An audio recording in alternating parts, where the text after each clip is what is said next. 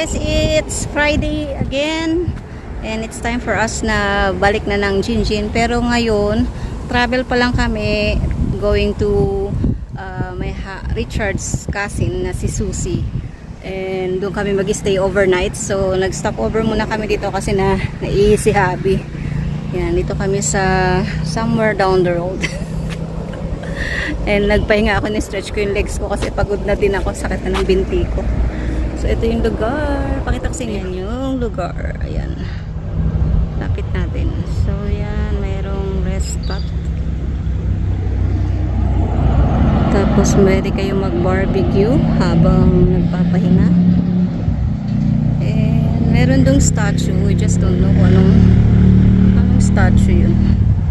May ginagawa kasi doon nakasarado. So ayan, yan yung lugar. Yan yung lugar.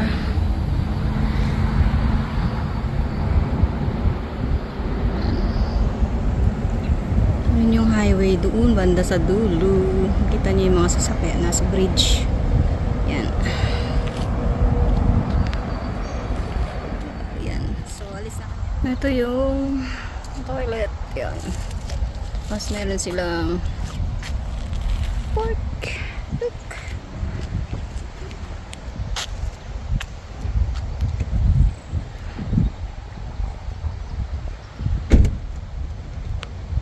Dito kami nag-toilet. Nakahiwalay yung toilet doon sa park. So, we're going na. Stop over kami dito sa, where is this? This is Limbolda.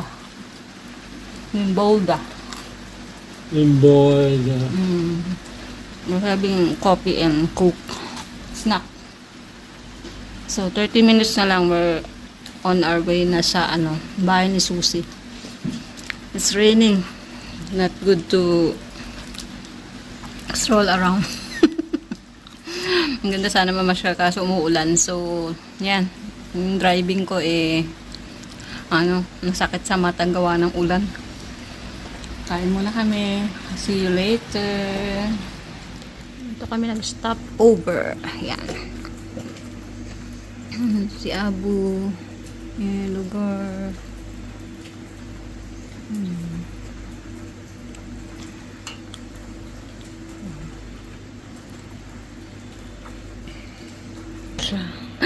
Polar bear. Mimbolda. Dia.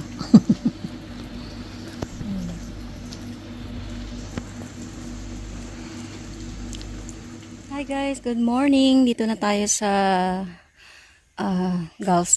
Grafton. Dito kami sa bahay ni Susi and Tom.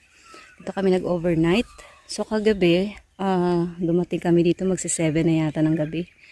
Ang grabe yung ulan, tsaka yung papunta dito is zigzag, yung sa Armidale. Parang dinaig pa yung Baguio City kasi yung zigzag niya 35 degrees, 45 degrees, 25 degrees. So, muntik-muntika na kaming malaglag sa bangin. Mabuti makapit ako sa manibela. So, yun. So far, nakarating kami ng safe and dito kami ngayon nag-overnight. So kagabi hindi na ako nakapag-update kasi pagod and busy sa chika-chika. Ayan, so ito yung paligid. Ito yung bahay nila Susi. Ayan. Ang ganda. Napakalaki ng bahay nila. And wood crops sila. So maganda yung design ng bahay nila. Yang lahat ng yan, yung buong lote na yan, kanila yan. So may taniman, tsaka meron silang mga fall tree and mga animals. Marami sila dito mga calves, yung mga baka. Ayan. So medyo foggy pa. Ano pa lang magsi 7 o'clock ng umaga. Advance kami ng 1 hour sa Bandi. So doon 5 o'clock pa lang. So ikot ko kayo ha. Pasyal ko kayo dito sa kanilang mansion. Mansion. Sa farm. So ito guys yung bahay nila. Ayan, medyo madilim pa kasi. Ayan. So from there, so nakikita nyo doon, yung pinakadulo doon. Yan, yung pinakadulo doon sa pinakadulo pa. Doon yung entrance nila. Kanila lahat yan. Yung nakikita nyo is kanila lahat. From there hanggang doon sa dulo. Yan. Yun dyan. Hindi pa makita ng malinaw kasi nga foggy pa. Ayan, sa may mga animals sila. Yung mga baka, I don't know kung nasaan. So, ayan. Isa sa mga alaga nila, sheep. Hello, baby! Ay, may poops. Yan, sheeps.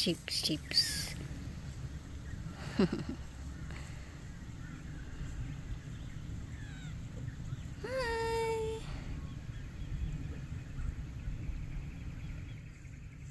Yan. Diba? Ano pa? Wala pa silang gana. They're still sleepy. Yan. Ang cute.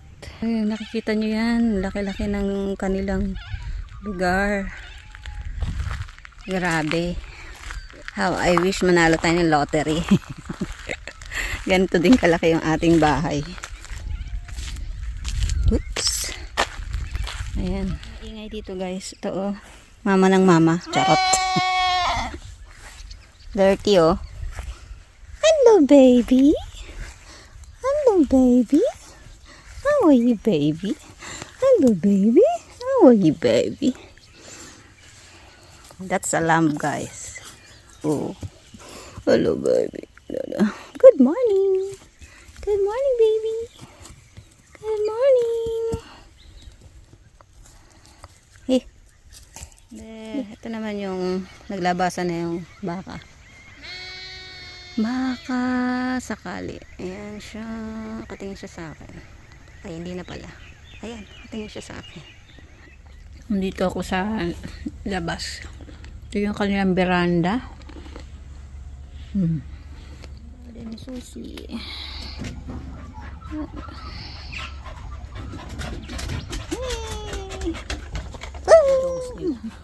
Si Puppet. At saka si Seb ata. Yan, garden. Look at the garden. Meron pa mga animals dun. Ayan. Diyan. Ang lawak ng kanilang farm. Ito na naman yung toilet nila. Bathroom, toilet at the same time. So, yung merong kwarto doon. May door. Yan yung pinaka-toilet. So, ito, bathroom. Good morning. Breakfast time. Nandito na ako sa kitchen. Ayan na si Polar Bear. There. Nagbe-breakfast kami. Coffee. Gawa ko coffee. Kain tayo. Babysitting. Babysitting kami. She only had 2 days at home before the car got back. This Mickey Mouse there. Put it there. Shoot. There. Good girl. Huh? Yellow. Why this one doesn't fit? Put it the other way. No. She's still doing mild. No. She works for It doesn't. she's got an office one. job for One more? carer. She does the rosters for staffing for some aged care homes No and more. There. Oh. It now. What's the ladies do? Oh. he's cleaning. He's doing Yes, pregnant and that. Slide. She was pregnant because Come on. I'm playing. in the morning she Playing. was running that What?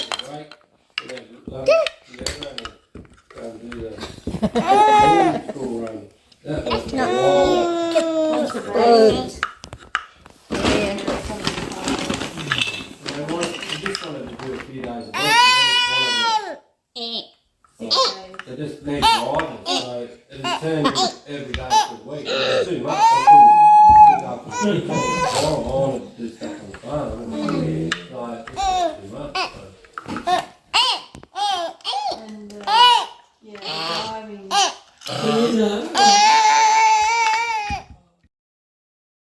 Travel kami papunta sa anak ni Susi, si Bonnie. Punta kami doon to meet sila kasi hindi pa nakita ni Chard, matagal nang hindi niya nakita.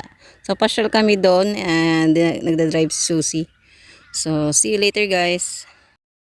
Doing a job for fellow over the hill, just over the hill over there. Yeah. So he's doing up these cattle yards. They were just old wooden cattle yards that were falling down. This little hut isn't part of it. So this little paddock goes right up to a point there, but that's James Beck's house there. But he's got the tank there. Yeah, so this is James and Beck's here. And he's put up a new fence along here. Basically the water, when it was flooding out here, came right up to this shed of water. So, and that was all just a sea of water. Yeah. And he's built that there so that next time we have a flood, he can feed the cattle from the outside.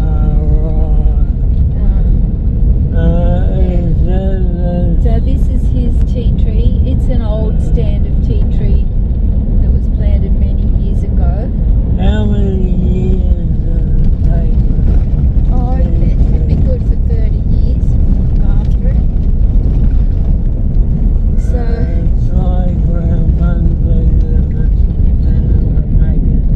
this is his boundary here, and that's not James's there.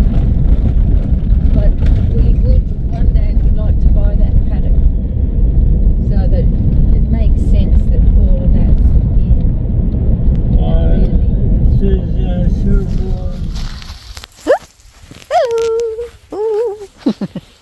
We've got 2 acres here.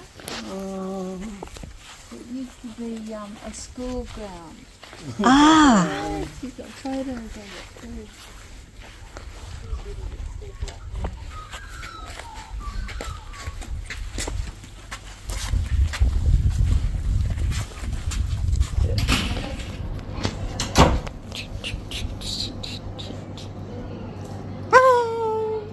Hello.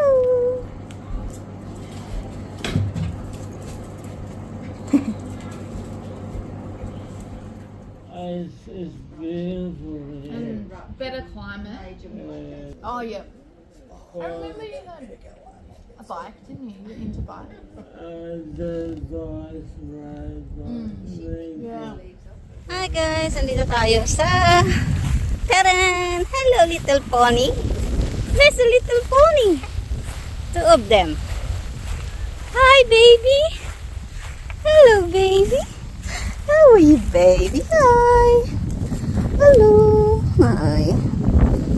Oh, hello baby. You're so cute. Hi. It's nice of you. Not the road, the shape of the paddock. So these we've got 8 stud cows and 1 stud bull. And these are Charolais. We'd like to eventually have all Charolais. French cow. Yeah, or Charbray, which is a cross between the Charolais and the Brahman. They make a pretty good cross. So they have a good temperament, or what's their characteristics? They're very good temperament, and well, everyone's so keen on the black cattle. I don't know why, because the black cattle must suffer in the heat up here, because you know how when black attracts the heat. If you wear black clothing on a hot day, it really makes you feel hotter. Demolish them. Like today, it's crazy, you know. They just demolish the houses. They don't, and the sheds and everything. So That's what building is. Deep in the shadows, I know it's hard to put one foot in front of the other. So far as the echo, where do we start? You can learn to discover a million stars. Here in the shadows, I know you're scared. Take my hand, together we'll make a stand. We've got to fight to find a way. Dare to fall to find out what to say. No more hate. Just admit that you're just afraid. Time to let go of all your fears and pride. Stand up beside me, don't you hide. We can build a better place. Yeah, if we can just find a way, then we can live a better day. Rise from the ashes, from the anger, from the war. Let's come together, lift your spirit for the cause. We should be equal, should be living free. All together, one and all, let's build a dream.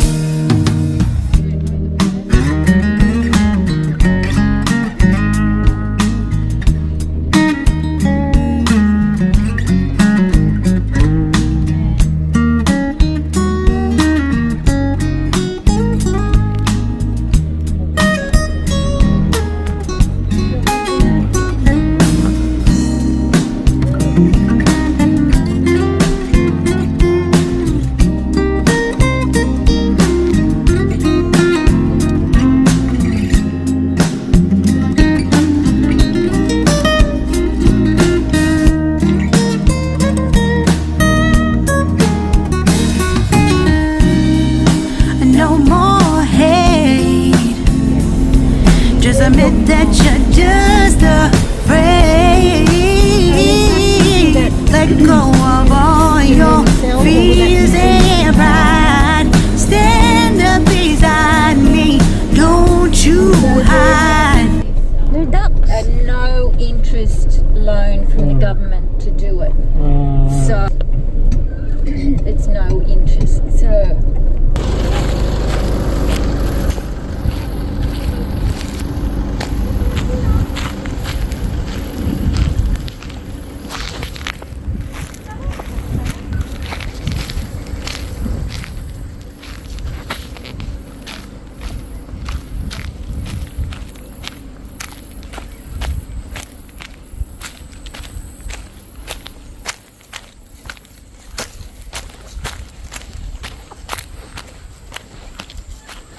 Say cheese. Don't worry about throwing it in here.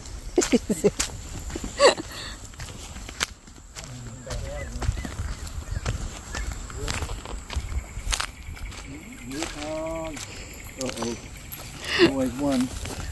Woo! Really sweet. I think you'd like this place, wouldn't you?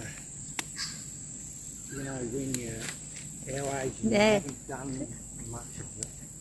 And he was doing a lot better than I was at Sickness. We need to be doing more of it, but we don't do it, you know what I mean? Where are you? Where's next? This is what it looks like. So it was every 12 metres and we weld her up. And there's another one up there that was only 6. Where's next? Must be a sizable pump too. Oh, is it a submersible pump, is it? No, this is that big pump up there, or one of that little two like that on the edge. You can lift it that high. Oh yeah, we just free. It pushes and gee, that's an impressive down, George. It's very impressive. I love the shape of it, and yeah.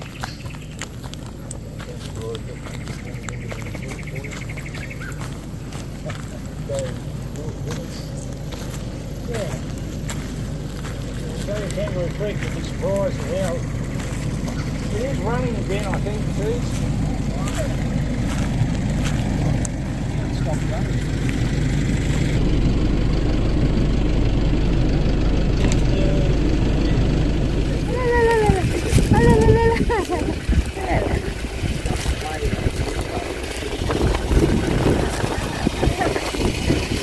Mas happy. La. Wala. Pero, The river backs into two in front. Yeah, and then there's cows.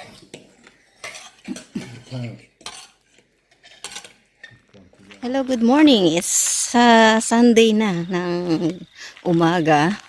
6 past 6.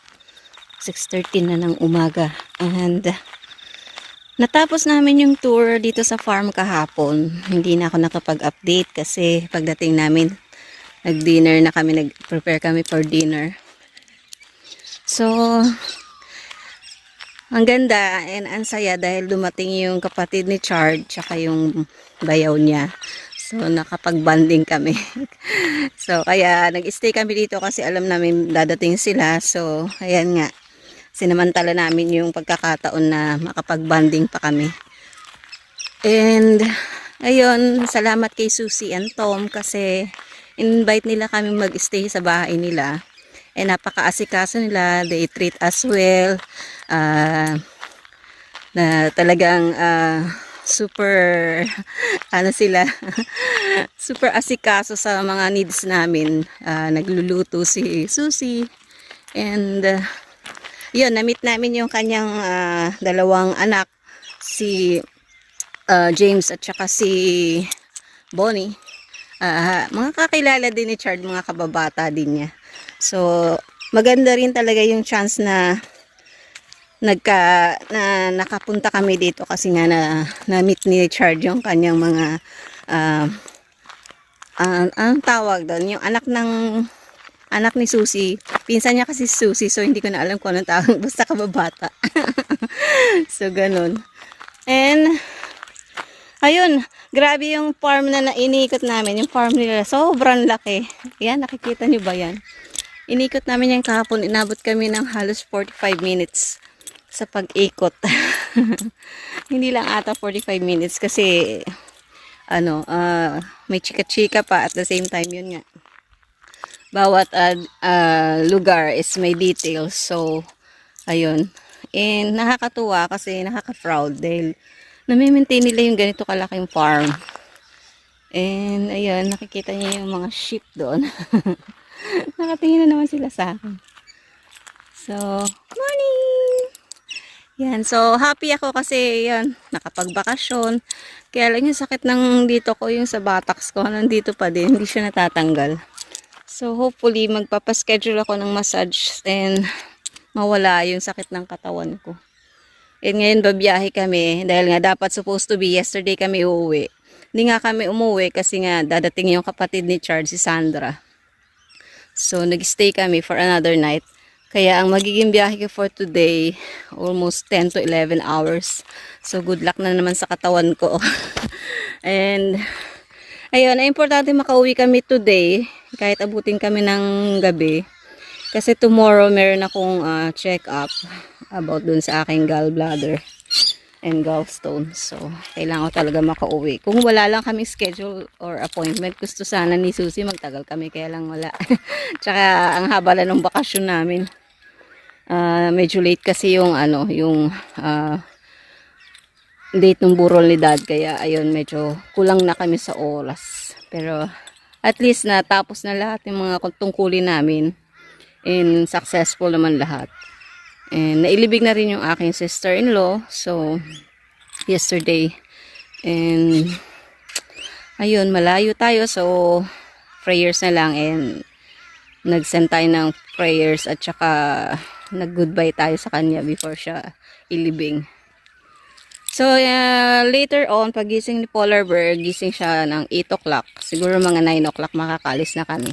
So mag-exercise, walking exercise muna ako dito. Ang sakit talaga ng batak ko, tsaka dito sa may thighs ko, sa left side.